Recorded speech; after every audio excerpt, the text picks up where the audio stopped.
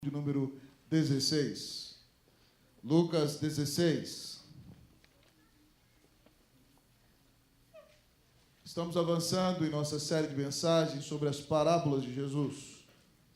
E até a semana última de dezembro, ou talvez a primeira de dezembro ou última de novembro, nós já haveremos concluído. Lucas, capítulo de número 16. Eu convido você que se coloque em pé. Lucas 16. Nós leremos esse precioso texto da palavra de Deus. Eu lerei até o versículo de número 9, você lerá comigo do 10 ao 13. Lucas, capítulo 16. Assim diz a palavra do Senhor. Disse Jesus também aos discípulos: havia um homem rico que tinha um administrador, e este lhe foi denunciado como quem estava a defraudar os seus bens. Então, mandando chamar-lhe, disse: que é isso que ouço a teu respeito? Presta contas da tua administração, porque já não podes mais continuar nela. Disse o administrador consigo mesmo: que farei? Pois meu senhor me tira a administração. Trabalhar na terra não posso. Também de mendigar tenho vergonha. Eu sei o que farei, para que quando for demitido da administração, me recebam em suas casas. Tendo chamado cada um dos devedores do seu senhor, disse ao primeiro: quanto deves ao meu patrão? Respondeu ele: 100 cados de azeite. Então disse: toma a tua conta, assenta-te depressa, escreve 50. Depois perguntou ao outro: tu quanto deves? Respondeu ele: 100 coros de trigo. Disse-lhe: toma a tua conta, escreve 80. E elogiou o senhor, o administrador infiel, porque se houvera atiladamente, porque os filhos do homem são mais hábeis na sua própria geração do que os filhos da luz. Todos vocês comigo, de 9 a 13. E eu vos recomendo, das riquezas de origem iníqua, fazei amigos, para que quando aquelas vos faltarem, esses amigos vos recebam nos tabernáculos eternos. Quem é fiel no pouco, também é fiel no muito. E quem é injusto no pouco, também é injusto no muito. Se, pois, não vos tornastes fiéis na aplicação das riquezas de origem injusta, quem vos confiará a verdadeira riqueza? Se não vos tornastes fiéis na aplicação do alheio, quem vos dará o que é vosso? Ninguém pode servir a dois senhores, porque ou há de aborrecer-se de um e amar ao outro, ou se devotará a um e desprezará o outro. Não podereis servir a Deus e às riquezas. Oremos ao Senhor. Bendito Senhor, nós nos humilhamos diante de Ti. Pai, a Tua palavra é viva e eficaz. E nem sempre ela fala aquilo que agrada mais ao coração humano, mas ela fala aquilo que nós precisamos escutar. Eu quero pedir ao Senhor, então, que enquanto esta mensagem é pregada, o nome do Senhor Jesus seja exaltado. Ó Pai, o Teu santo nome seja honrado. A presença do Teu Espírito seja manifesta. Senhor, e essa mensagem ela é poderosa demais. E ela exige uma transformação grandiosa no coração. Ela exige, ó Deus, o desalojar de um ídolo, ó Deus, ó Pai, de uma falsa divindade do peito, para que o Senhor seja a primeira prioridade de Deus. Isso só pode acontecer pelo poder do Espírito Santo. Então, Deus, eu invoco o poder do Teu Espírito Santo, Pai, confiado na mediação de Jesus. Enquanto a Tua palavra é pregada, que o Espírito Santo, ó Deus, ó Pai, opere com poder, destruindo toda idolatria no coração do Teu povo, em nome de Jesus. Ó Senhor, que Tu te tornes o maior amor de nossa alma, o maior amor de nossa vida. Que nós tenhamos o prazer de viver somente para Ti e não para nós. Tudo nós te pedimos, Santo Deus, em nome de Jesus. Amém. Sentai-vos.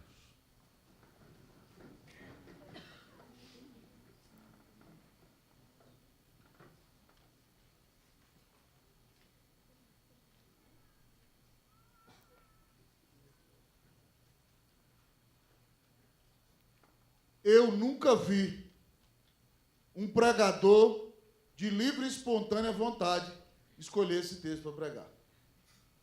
Nunca. Eu já vi pregadores que pregam nesse texto como nós, porque estamos pregando nas parábolas. Eu já vi outros que tratavam sobre finanças à luz da Bíblia em classes de escola dominical, em suas mensagens, e que não podiam fugir à importância deste texto tão precioso. Mas eu nunca vi nenhum pregador, por si mesmo, subir num púlpito e pregar no aniversário de igreja e dizer: hoje eu vou pregar na parábola do administrador infiel. Esse texto, amados irmãos, é aparentemente controversial, mas ele tem grande riqueza para o nosso coração. Depois de contar, amados irmãos, a parábola da prodigalidade de Deus em salvar e ir ao encontro do filho que está fora de casa e do filho que está dentro de casa, o Senhor Jesus conta a parábola aos discípulos de um homem que tinha um certo administrador. E eu não quero forçar como alguns comentaristas forçam o texto para adequá-lo mais à nossa própria vontade. Eu não concordei com o comentário que a gente usa como base, o Kistemaker, nesse texto aqui. Eu não posso amenizar o texto. Eu tenho que falar do jeito que Jesus está falando. E a grande tese que é a seguinte, irmão: Jesus vai ensinar que havia um homem que tinha um administrador. E esse administrador está malversando os recursos do seu senhor. E a conversa já começou a correr. E então já não tem jeito mais de deixá-lo no seu cargo. Então o dono daqueles recursos diz: você está sendo acusado de uma má administração. Junta todos os seus cálculos e vem prestar conta daquilo que você está fazendo, porque você já não pode mais continuar no seu cargo. Então, amados amigos e irmãos, era verdade. Ele não tem nem mais a possibilidade de continuar no seu cargo. Um pouquinho mais de retorno, Tiagão. O que ele faz? E agora, o que farei? Meu senhor me pede administração. Trabalhar na terra. Não posso. Ele está dizendo que ele já é fraquinho, que ele é franzino, que ele é raquítico. Eu não sei se é preguiça, né? Mas a grande verdade é que ele diz: trabalhar na terra, eu não posso. Já sei o que farei. E ele então começa a chamar todos aqueles homens que devem ao seu senhor. E aí ele chama aquele que tem talvez a maior dívida e diz: quanto você deve ao meu senhor? Aqui diz o texto 100 cados de azeite. A expressão no grego poderia ser 100 batos de azeite. A ideia é que são 100 barris de azeite. Provavelmente, amados irmãos, 4.000 litros de azeite. Alguns comentaristas dizem que é o equivalente ao que dá entre 150 a 250 árvores de oliveira, certo? Ele devia uma fortuna. Ele disse: não, toma aqui a conta, bota que você deve 50. E aqui você vê, meu irmão, que ele é pecador, mas a pessoa que devia também é cúmplice do pecado dele. E ele vem, então, chama o outro: quanto que você deve ao meu senhor? O outro diz: 100 coros de trigo, certo? Era o equivalente à plantação de 1.100 alqueires de trigo. Ele falou assim: bota aqui 80. E então ele bota 80. E ele faz isso porque ele vai ser demitido. E ele, então, abaixa a dívida dos outros. E os outros corruptos, depois que ele for demitido, para que não sejam denunciados, serão obrigados a recebê-lo em sua casa. O administrador, quando recebe a prestação de contas, fica sabendo também disso. E ele, amados amigos e irmãos, elogia a esperteza, diz o texto, versículo 8. E elogiou o senhor, o administrador infiel. Veja bem que o administrador é infiel, a atitude dele é infiel, de infidelidade. Não é pela infidelidade anterior, não. É por isso que eu discordo daquele comentarista que eu disse a você. Porque ele usa o argumento de que os administradores, para livrar a cara de seus senhores, cobravam juros maiores do que o permitido, porque a lei não permitia cobrar juros altos. Então, os donos de terra contratavam administradores que criavam juros altos e eles faziam vista grossa, fingindo que não sabiam, mas no final recebiam a consequência dos juros altos cobrados. Ainda que isso fosse assim, eu creio que não atenua a força do texto, porque Jesus chama o administrador de administrador infiel. Ele é infiel. E ele foi fiel aqui. Eu não quero dar uma ajeitadinha, dizer que foi só uma atenuada na cobrança de juros. O texto diz aqui que o senhor dele o elogiou porque ele foi esperto. É tipo quando você vê um cara enrolando, você fala assim: rapaz, esse cara é safado. Mas ô cara inteligente, viu? Ou sem vergonha inteligente, esse cara é esperto. É isso que Jesus diz. E aí ele diz que os filhos do mundo são mais hábeis na sua própria geração que os filhos da luz. O que Jesus está ensinando aqui, amados irmãos, é que as pessoas que põem seu coração na riqueza, que põem sua esperança nos prazeres desse mundo, verdadeiramente eles usam muito mais de velhacaria do que os crentes usariam com o fim de receber riquezas. Eles mentem, eles enganam, eles tergiversam, e por isso eles são mais hábeis na sua própria geração, porque eles entendem que o céu está nesse lugar e eles querem ganhar todas as suas riquezas aqui. Então, Jesus, depois dessa parábola, queridos amigos e irmãos, contada com tanta clareza, ele diz assim: e eu vos recomendo. E eu vos recomendo. Jesus aqui nos apresenta recomendações para uma fiel administração financeira na nossa vida. E ao olhar para as recomendações dele, nós aprendemos aqui a administração que agrada a Deus. Presta atenção aqui em nome de Jesus. O texto está falando para você ficar esperto e administrar as suas finanças de um jeito que agrada a Deus. E por isso o Senhor nos apresenta aqui a administração que agrada a Deus. E a primeira lição que Jesus tira ao contar essa parábola para nós é a seguinte: que a administração que agrada a Deus investe no reino. A administração que agrada a Deus investe no reino. Olha aí para o seu versículo de número 9. Versículo de número 9. A administração que agrada a Deus, quem estiver anotando pode anotar o ponto. A administração que agrada a Deus é o tema. A administração que agrada a Deus, em primeiro lugar, investe no reino. Versículo de número 9. Vamos ler, amados irmãos. Vocês vão ler para mim. 1, 2, podem ler vocês. E eu vos recomendo. Leiam vocês.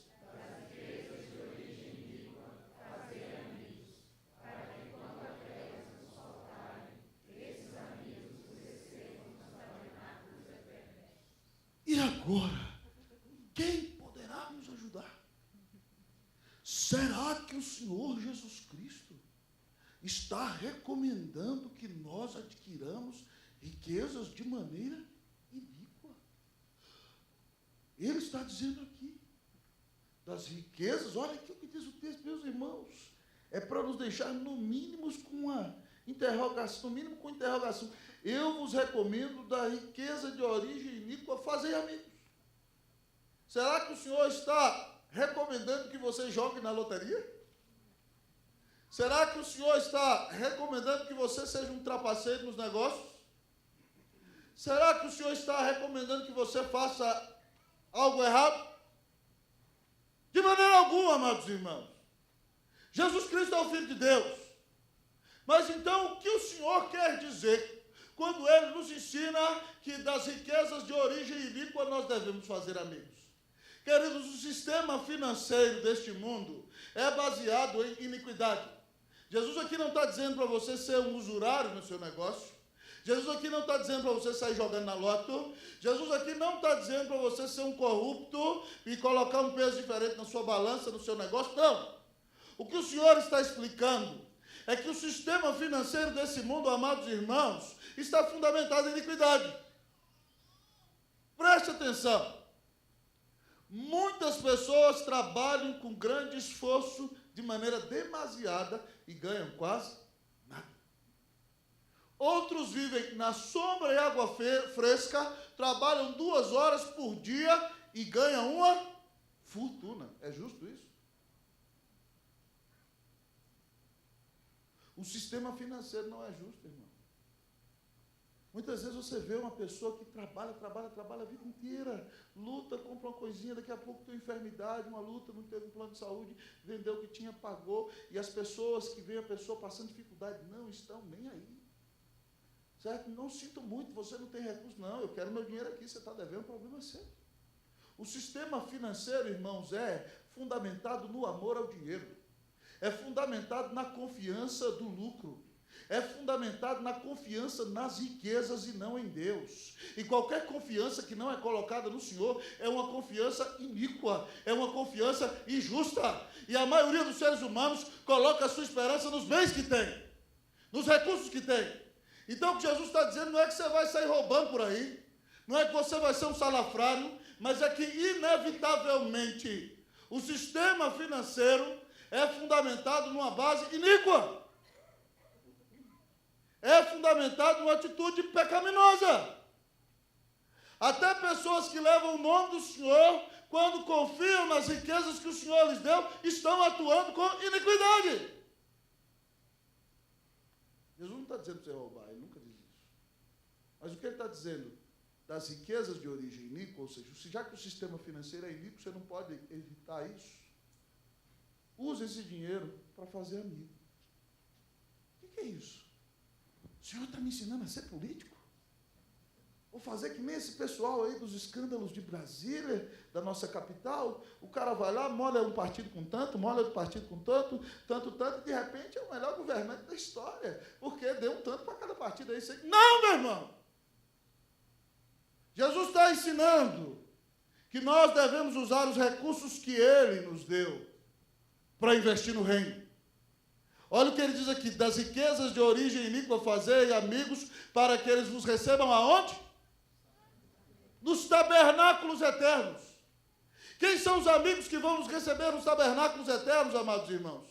São aqueles amados amigos e irmãos que, fruto do nosso trabalho, fruto da nossa pregação, fruto dos recursos que investimos no reino, nos ouviram pregar o Evangelho de Jesus, e porque eram eleitos, foram salvos por Deus, pela graça, mediante a fé. Deus usou a nossa instrumentalidade, e agora eles são do Senhor Jesus. Porque o Senhor, por sua graça, resolveu usar-nos como instrumentos. Nós investimos a vida, investimos os dons, investimos as finanças do reino. Deus chamou os eleitos, eles são nossos amigos. Alguns chegarão na glória primeiro do que nós, e como nós usamos tudo que tínhamos em prol do reino de Deus, quando chegarmos na glória, além de sermos recebidos pelo Senhor, seremos recebidos por esses amigos que estarão nos tabernáculos eternos. É isso que Jesus está dizendo. Olha aí o versículo. Das riquezas de origem iníqua fazei amigos, para que quando elas vos faltarem, esses amigos vos recebam nos tabernáculos eternos. Quando você passar daqui, as suas riquezas não valerão de nada. O que valerá é a riqueza que você tem em Deus, conquistada por Cristo Jesus. O que Jesus está ensinando para nós, amados irmãos, é que nós deveríamos usar o nosso dinheiro para plantar para a eternidade. Que nós deveríamos usar as finanças que chegam em nossas mãos para que vidas sejam abençoadas. Que nós deveríamos usar os nossos recursos para que a Igreja de Cristo sim seja sustentada, para que a obra missionária se expanda, para que o bem seja feito, para que igrejas sejam plantadas, para que mais e mais pessoas conheçam o nosso grande Deus e Salvador Jesus Cristo. Jesus está ensinando a mim e a você que a administração que agrada a Deus é a administração que investe no reino de Deus, que investe na eternidade. Essa semana, irmãos, eu recebi um vídeo de alguém preciosíssimo, mas que me contava a história que eu já tinha lido, de um precioso homem chamado Nicholas Winton. Nicholas Winton era um filho de judeus alemães que nasceu na Inglaterra, no começo do século XX. Esse moço estuda na Inglaterra, ele se converteu ao cristianismo, e depois, quando jovenzinho, ao terminar a faculdade, ele vai trabalhar em Berlim um pouco, depois trabalha num banco na França, e depois vai a Londres e cresce, e ele começa a trabalhar na Bolsa de Londres. Certo? Se tornou um jovem próspero, e era aquele tempo de efervescência que antecedia a Segunda Guerra Mundial. E ele, um moço crente, resolveu tirar umas férias na Suíça, mas antes de ir para a Suíça, resolveu passar em Praga, na antiga Tchecoslováquia, hoje capital da República Tcheca e da antiga Boêmia. E lá estava um amigo dele trabalhando com serviços humanitários. E, queridos amigos e irmãos, eles já sabem que a Alemanha está avançando e a República Tcheca já está debaixo do seu domínio. E ele vê, então, os judeus desesperados em grandes problemas, porque dentro de pouco eles serão levados para os campos de concentração em Auschwitz. E aquele moço resolve fazer o seguinte: ele é um jovem funcionário com muitos recursos, mas ele faz o seguinte: eu vou pegar os meus recursos e vou tirar crianças daqui de Praga, da Tchecoslováquia, e vou levar para a Inglaterra, para que famílias inglesas adotem esses filhos dos judeus que estão dentro dos domínios da Alemanha. E ele então voltou, conversou com as autoridades inglesas, a Câmara dos Comuns autorizou que crianças com menos de 17 anos fossem trazidas, se quem as trouxesse se responsabilizasse a dar o valor X por elas. E aquele moço, com sua mãe, com seus amigos, resolve fazer esse projeto maravilhoso. Alguém diz para ele: você é doido, rapaz, para que você está mexendo com isso? Você é um jovem inteligente, tem bons recursos, vai gastar o seu dinheiro com isso. Que bobeira, por que você vai fazer um negócio desse?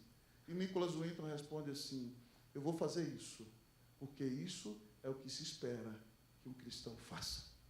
E isso é a atitude que alguém espera de um verdadeiro cristão. E ele voltou, amados irmãos, para Praga e ficou ali 9 meses. E no primeiro momento, amados irmãos, quando os judeus ficaram sabendo do inglês que morava na rua tal, eles vinham desesperados e eles entregavam seus filhos com documentos, com passaportes para adoção. E no primeiro comboio ele levou mais ou menos 300 crianças. No segundo comboio, ele levou mais 300, que chegavam a 669 crianças. E no terceiro comboio, a Alemanha já tinha declarado guerra à Inglaterra e ele estava com 250 crianças dentro do trem. E os soldados alemães o barraram e levaram essas crianças para o campo de concentração. Mas esse homem foi usado por Deus para salvar 669 crianças, pagando só com seu recurso todas as passagens de trem. E aí houve a guerra, os pais daquelas crianças morreram, elas foram para Londres, foram adotadas por várias famílias e nunca viram mais seus pais. Quando aquele homem passou a guerra, ele se casou, viveu sua vida. Um dia sua esposa, no ano de 1988, resolveu fazer uma limpeza no sótão. E achou os cadernos de Nicholas Winton, onde ele tinha as cartas dos pais das crianças, as fotos das crianças e o registro de cada criança que tinha sido trazida. E a mulher virou para ele: o que é isso aqui? Ele falou assim: não, quando eu era jovem, na época da guerra, antes da guerra, eu ajudei algumas crianças. E a mulher virou para ele: por que você nunca me contou isso? Ele falou assim: eu não tinha que te contar isso. Isso é o que se espera de um cristão. E a mulher contou para a filha, e a filha contou para todo mundo. E a fama desse homem correu no mundo inteiro. E eu vi, amados irmãos, um vídeo, e quando ele é levado num programa de televisão na Inglaterra, e a repórter conta toda a história dele. E aí, de repente, então, ela vira e fala: você já ouviu falar dessa mulher X? Que você, se você conhece, você sabe o destino dela? Ele é um senhor já de idade. Ele falou assim: a mulher que está sentada do seu lado. E a mulher abraçou ele e ele começou a chorar. Ele falou assim: e essa outra? Você sabe a outra que está sentada do outro lado. E, de repente, quem foi ajudado pelo senhor Nicholas Winton fica em pé. E mais de 30 pessoas se colocaram em pé no auditório. E aquele senhor começou a chorar. Irmão, o que a gente tem feito com os nossos recursos? Jesus diz: das riquezas de origem iníqua, fazei amigos. A maioria daquelas crianças que ele trouxe para serem adotadas se tornaram enfermeiros, bombeiros, gente que dedicou a sua vida para cuidar dos outros. E sabe por que ele fez aquilo?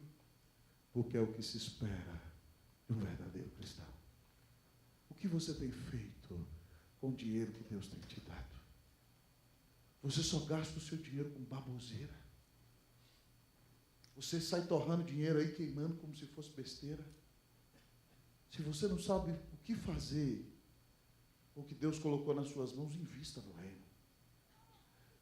Seja fiel no dízimo. Você prometeu, quando se tornou membro dessa igreja, que você ia ser fiel no sustento da igreja. Você está sendo fiel no dízimo ou não?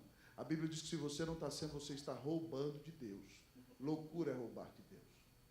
Oferte para a expansão do reino, oferte para os missionários da nossa igreja. Oferte para que Deus nos dê a bênção de plantar novas igrejas. Mas ajude o necessitado. Ajude aquele que precisa. Pare de ser escravo do dinheiro. Você vai juntar um montão e sabe o que vai acontecer? Você vai morrer e vai ficar tudo no banco. Ou então alguém que virá depois de você vai gastar tudo de maneira errada. Então faça o seguinte: siga o Senhor Jesus. Invista no reino. Invista no reino. Tenha o dinheiro para um sustento digno para a sua família. Obviamente. Calvino ensinava isso. Tenha o dinheiro, Calvino ensinava como os crentes deveriam administrar o dinheiro. Primeiro, tenha o dinheiro digno para a sua família, para que você tenha um bom passar, certo? Invista no reino de Deus e ajude os que necessitam. Só assim você vai estar administrando corretamente as finanças que Deus te confiou. E administrará a sua vida de uma maneira que agrada a Deus. A administração que agrada a Deus investe no reino. Onde você tem investido, meu irmão? A crise fez você se tornar um infiel? Se a crise chegou e você parou de ofertar no reino, parou de ser um dizimista e parou de ajudar os outros, é porque o seu coração não confia em Deus. O seu coração confia na sua capacidade de render. O Senhor Jesus ensina que a administração que agrada a Deus investe no reino. Se eu fizer um apelo aqui, quem vai reagir agora, hein? Difícil, né? Que Deus tenha misericórdia de nós. Mas o Senhor continua a nos revelar a administração que agrada a Deus. A administração que agrada a Deus investe o reino. Mas a administração que agrada a Deus nos ensina, além do seguinte, invista no reino, ela nos ensina, seja fiel. A administração que agrada a Deus é fiel. Versículos de número 10 a 12. Eu vou ler o 10. Vocês vão ler o 11 e o 12. Quem é fiel no pouco, também é fiel no muito. E quem é injusto no pouco, também é injusto no muito. Vocês o 11 e o 12, por favor.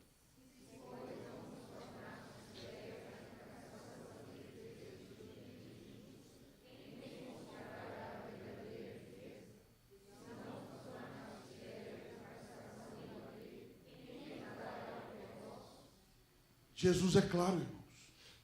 Pessoal, se eu tivesse tanto, eu ia dar tanto para o reino. Já vi gente assim, se eu ganhasse como meu irmão fulano de tal, eu ia dar uma oferta grande. Jesus disse, sabe qual é a resposta para quem fala assim? Quem é fiel no pouco é fiel no muito. Mas quem é infiel no pouco é infiel no muito. Você não precisa esperar ter muito para investir no reino. Se você é fiel no pouco, Deus vai te dar muito. Mas se você não é fiel no pouco, quando chegar o muito, você não vai ser fiel, não. É isso que o Senhor está dizendo. E aí ele é mais forte. Se você não se tornou fiel na aplicação das riquezas de origem justa, ou seja, do dinheiro que vem desse sistema financeiro, que você recebe o seu salário com dignidade, mas o sistema financeiro é iníquo. Se você não foi fiel na administração desse dinheiro, das riquezas de origem desse sistema, quem vos confiará a verdadeira riqueza? Quando você tiver, olha aqui, irmão, em nome de Jesus, quando você tiver um patrimônio maior para administrar o reino dos céus, se você não foi fiel aqui, como é que você vai receber a verdadeira riqueza?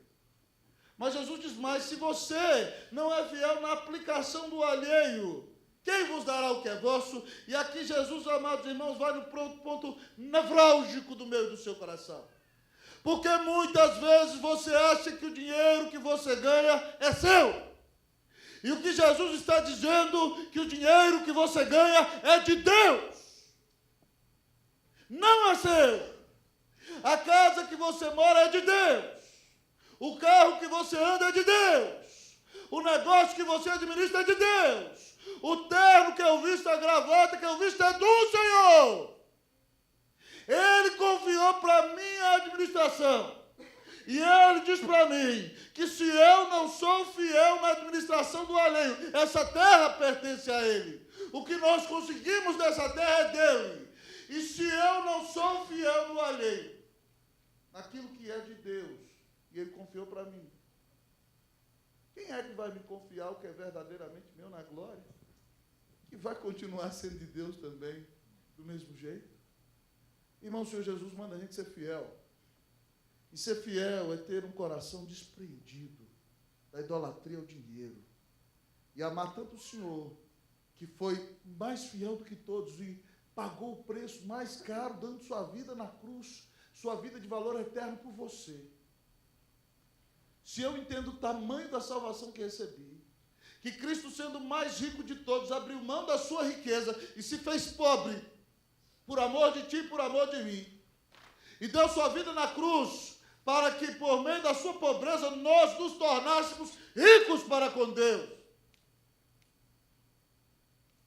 Eu tenho que ser fiel. Eu tenho que administrar os recursos financeiros que Deus colocou na minha mão com fidelidade. Se eu for fiel no pouco, Deus diz que vai me colocar no muito. Se eu for infiel no pouco, eu não vou ter o muito.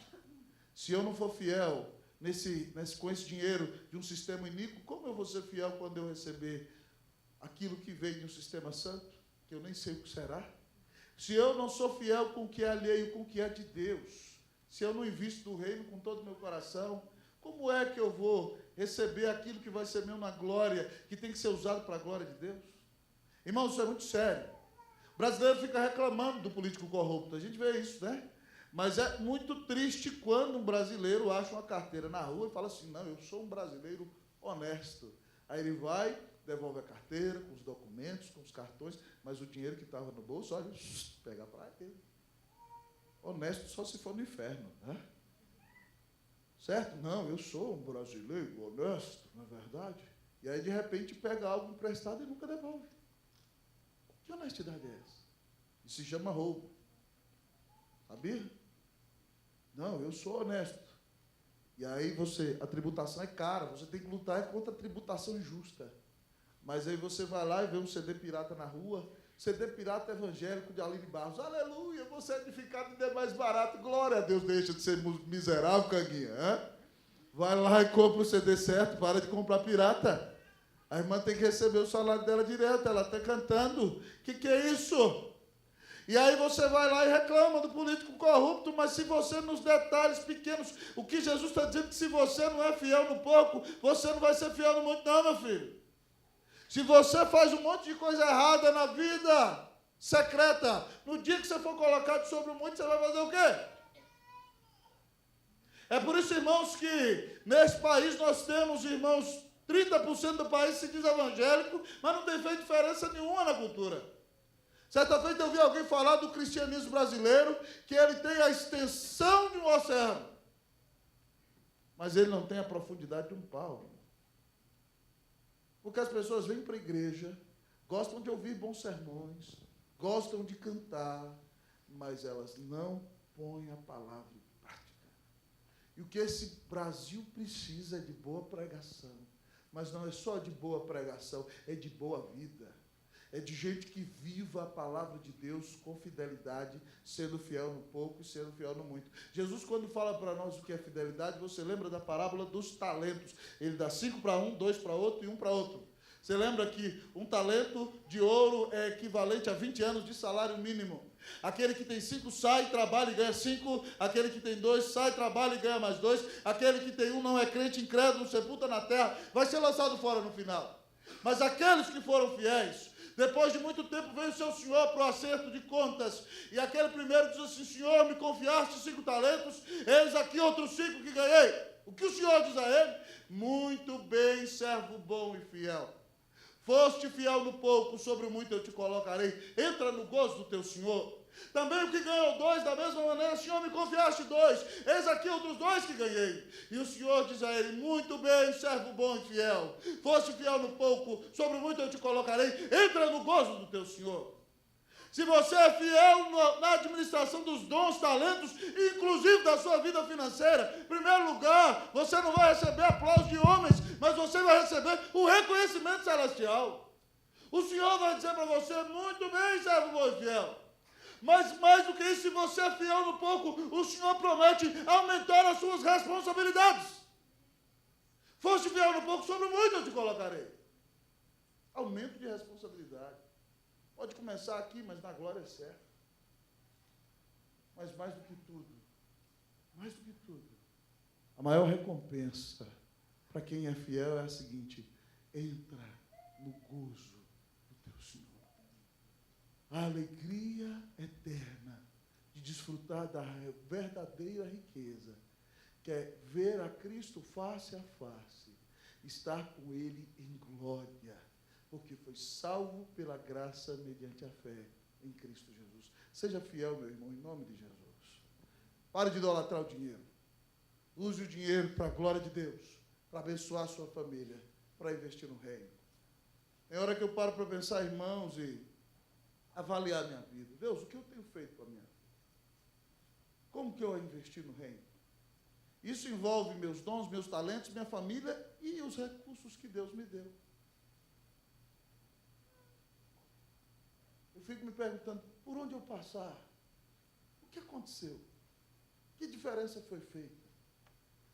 Quanto esforço foi dado? Quanta vida foi dada, inclusive recursos, para que pessoas creiam em Jesus? Para que novas igrejas surjam? Para que pastores sejam formados? Para que o reino se expanda? É um privilégio, irmão, doar a nossa vida por amor daquele que deu a vida por amor de nós. Seja fiel em nome de Jesus. A sua administração agrada a Deus? Ao olhar para o texto, o Senhor nos diz que a administração que agrada a Deus investe no reino. A administração que agrada a Deus é fiel. Mas ao olhar para o texto, nós percebemos que a administração que agrada a Deus não idolatra o dinheiro. A administração que agrada a Deus não idolatra o dinheiro. Olhe para a sua Bíblia, versículo de número 13. Versículo de número 13, leia comigo, todos juntos, vamos lá? Ninguém pode servir a dois senhores, porque ou há de aborrecer-se de um e amar ao outro, ou se devotará a um e desprezará o outro. Não podeis servir a Deus e às riquezas. Irmãos, a palavra usada para servir aqui no original é a palavra usada para escravo. A cultura judaica e greco-romana daqueles dias entende muito bem. Há muitos escravos. E o escravo é alguém que não tem vontade própria. É alguém que serve, é alguém que vive para agradar o seu Senhor. E o ser humano, amado irmão, ainda que nós não vivamos numa cultura escravagista como aquela, o ser humano existe para servir. Ele é um ser adorador. Ou ele serve a Deus, ou ele serve o dinheiro, ou ele serve a sensualidade, ou ele serve ao espírito comum, mas o ser humano vive por uma razão e por uma causa. E o que Jesus está dizendo, irmãos, é que você não pode servir a dois senhores. Não tem como você, como a gente brincou, Mariana brincou na sala hoje, ser um crente Raimundo, um pé na igreja e um pé no mundo. Não dá para você servir a dois senhores. Porque se você quiser servir a dois senhores, você vai agradar um e desagradar o outro. Você vai se devotar mais a um e vai rejeitar o outro. E Jesus aqui, amados irmãos, é muito enfático ao dizer, não podeis servir a Deus e as riquezas. E a palavra usada para riquezas aqui no original é mamon. E mamon, amados irmãos, era considerado por aquele povo antigo como uma divindade. Mamon era o Deus das riquezas. Mamon, amados irmãos, era o demônio do inferno que Satanás separou para que a idolatria das riquezas dominasse o coração dos homens. E eles entendiam tão fortemente que essa possessão financeira, essa possessão demoníaca de amor ao dinheiro era algo tão sério que eles atribuíam personalidade a esse Deus das riquezas. Divindade. E o que Jesus está dizendo, você não pode servir o Senhor Jesus e a Mamon. Você não pode adorar dois deuses.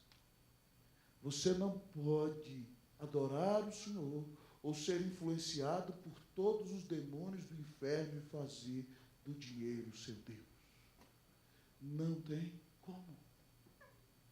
É impressionante, irmãos, que um dos temas que Jesus mais fala é sobre dinheiro. Por que Jesus bate tanto nisso?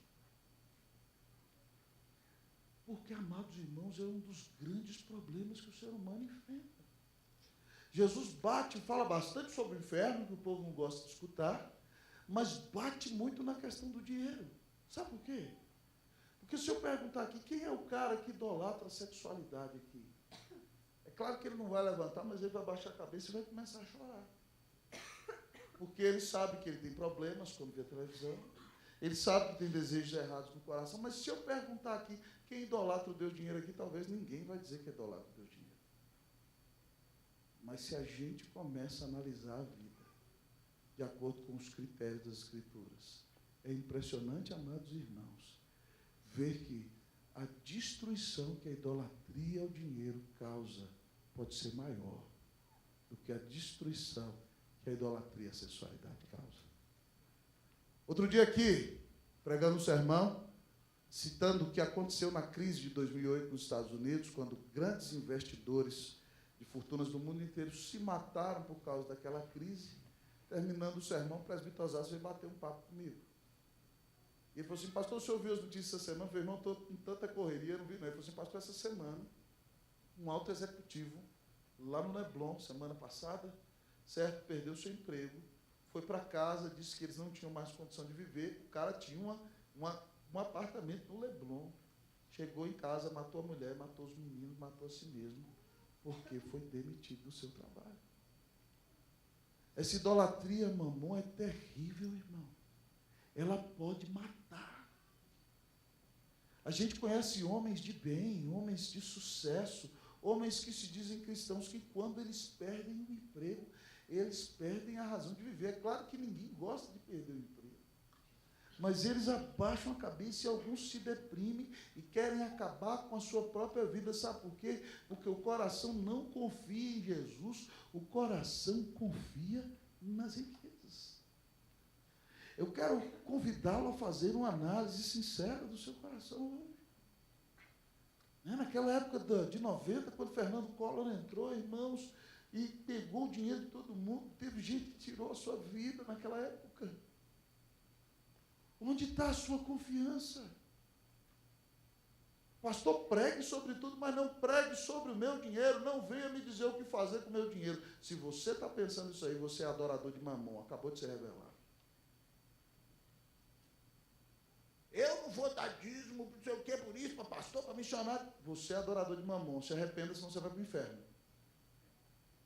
É desse jeito. Se você está pensando essas coisas aí, enquanto eu estou pregando, está se revelando de quem você é adorador. E se você é adorador de mamon, clame o perdão e a graça de Deus nessa noite, em nome de Jesus.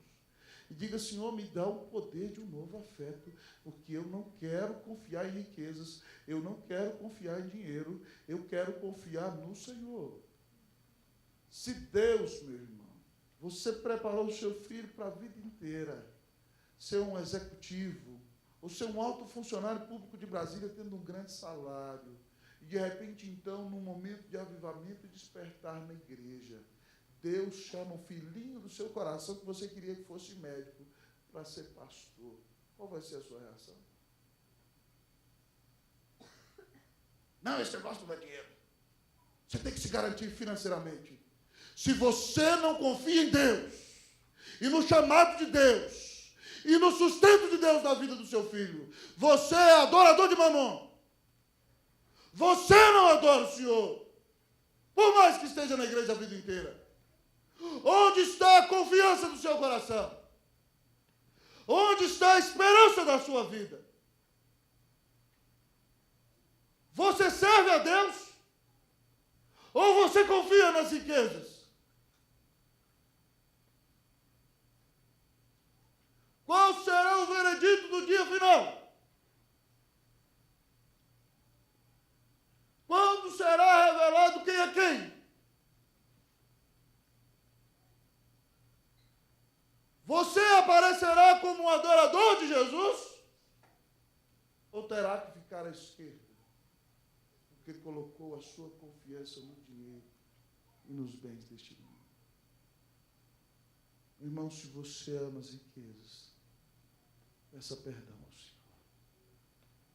E a boa nova para você, presta atenção aqui, ó, não corra. Eu sei que seu coração quer correr, mas olha para aqui.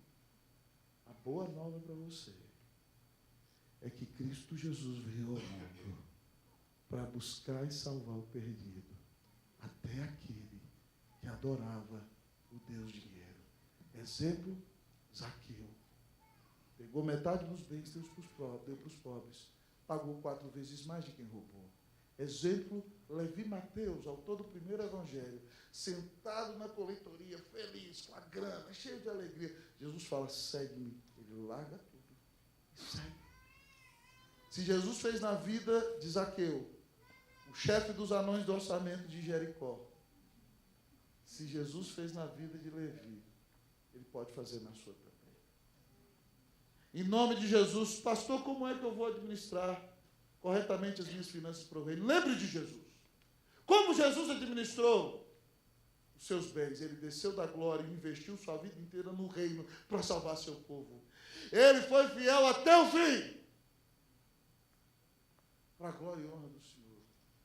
Ele serviu a Deus. Ele não idolatrou as riquezas. Que tal como Jesus, que deu sua vida na cruz por nós, creia nele, você será salvo, até da idolatria ao dinheiro. Que tal como Jesus, você tem uma administração que agrada a Deus. Invista no reino, para a glória e honra do Senhor. Seja fiel. Sirva somente ao Senhor.